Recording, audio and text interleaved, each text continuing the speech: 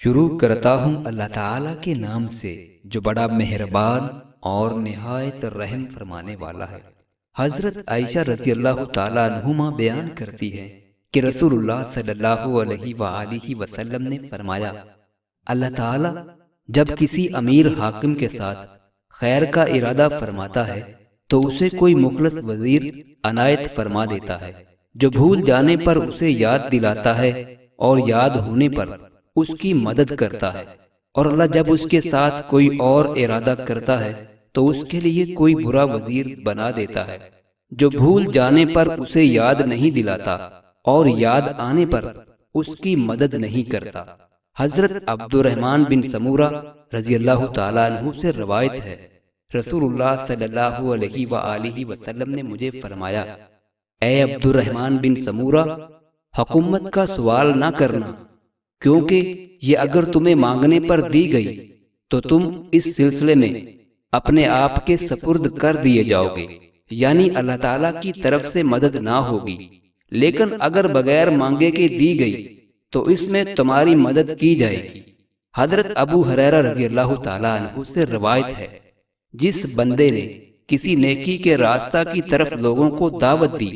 اس دائی کو ان سب لوگوں کے ثواب کے برابر اجر ملے گا جو اس کی بات مان کر نیکی کے راستے پر چلیں گے اور عمل کریں گے، اور اس کی وجہ سے ان عمل کرنے والوں کے اجر میں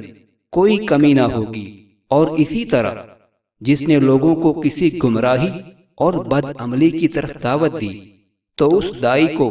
ان سب لوگوں کے گناہوں کے برابر گناہ ہوگا جو اس کی دعوت پر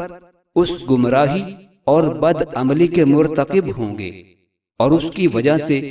ان لوگوں کے گناہوں میں اور ان کے عذاب میں کوئی کمی نہیں ہوگی۔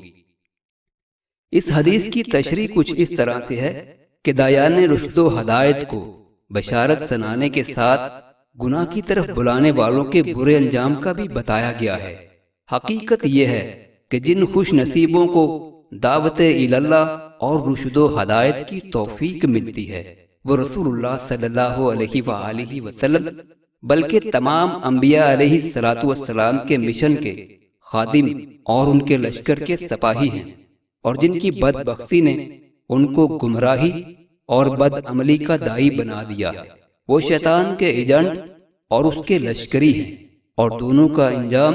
وہ ہے جو اس حدیث میں بیان فرمایا گیا ہے۔